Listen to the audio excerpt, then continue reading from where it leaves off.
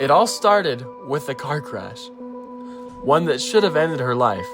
Metal screamed, glass shattered, and the world spun into chaos. By all means, she shouldn't have survived. But somehow she walked away. Not a scratch, not a bruise, no memory of how she escaped. That was the moment everything changed. Because from that day on, something started following her. Something she couldn't see, but she could definitely feel it. Always there, just out of reach like a whisper in the dark.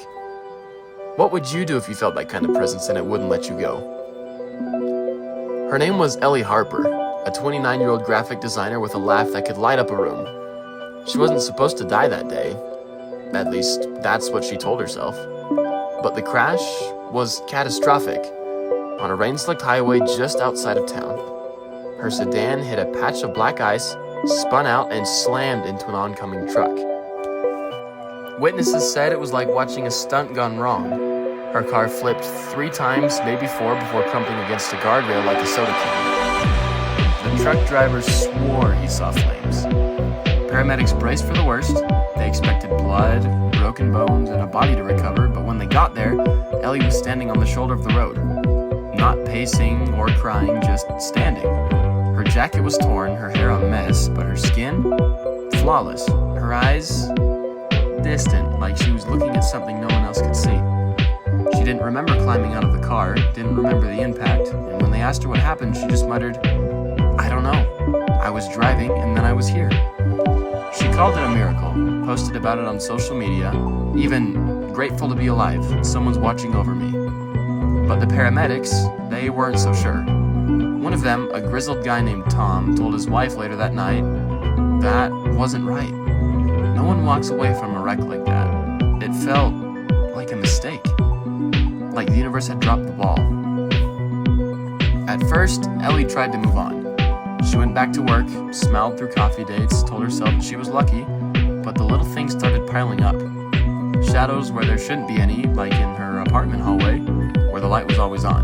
But a dark patch would flicker just at the edge of her vision. She'd whip around, heart pounding, but nothing was there. And then there was the feeling. That sensation of someone standing right behind her.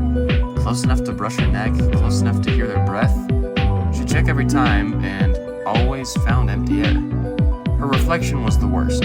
She'd catch it in mirrors, in shop windows, and in her phone screen when it went dark. It was her face, sure, but sometimes it moved wrong. A blink that came too late, or a smile that lingered too long.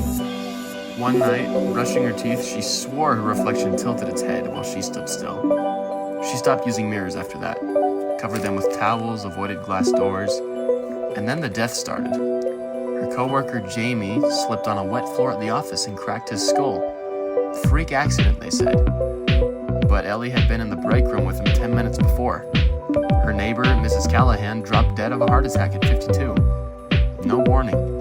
The same day, Ellie helped her carry her groceries. Her old high school friend, Tara, died in a house fire 2 towns over. The night after, Ellie called her to catch up. Coincidences? Maybe, but they kept happening. Too neat. Too close. Ellie started avoiding people. She'd cross the street to dodge a friendly wave, let calls go to voicemail. She didn't want to risk it.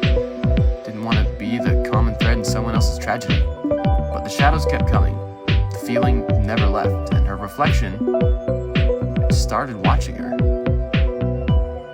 Ellie wasn't one to believe in ghosts or cures.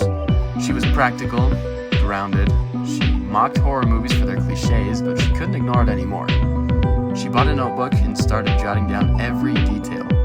Dates, times, shadows, sensations. She marked November 17th, when her coffee mug fell off the counter for no reason.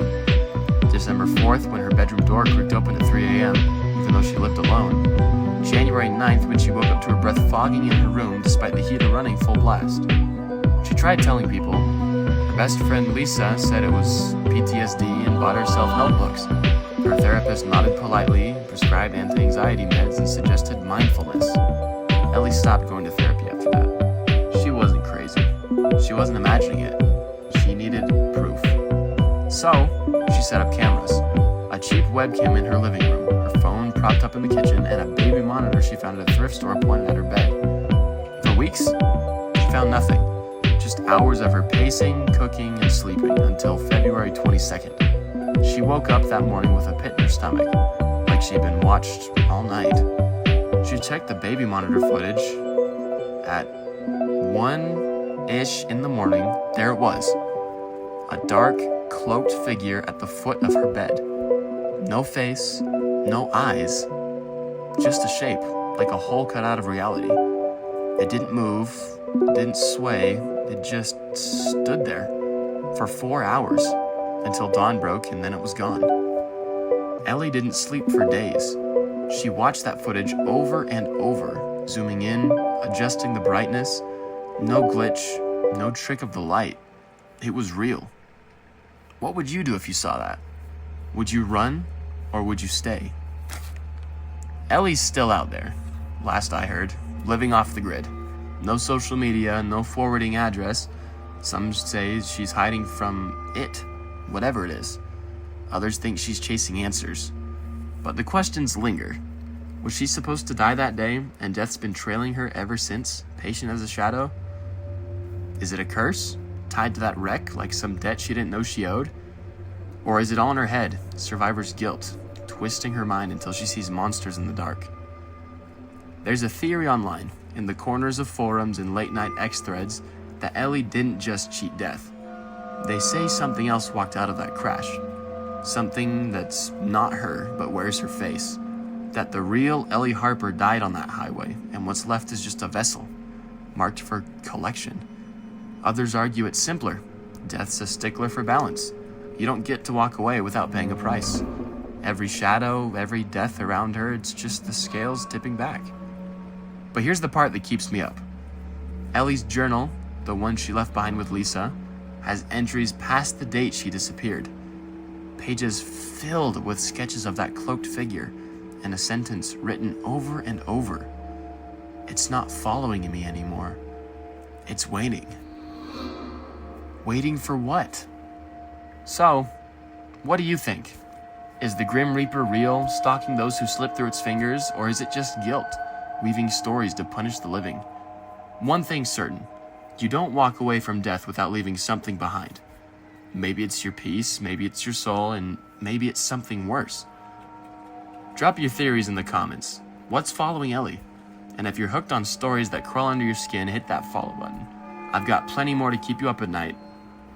Until next time.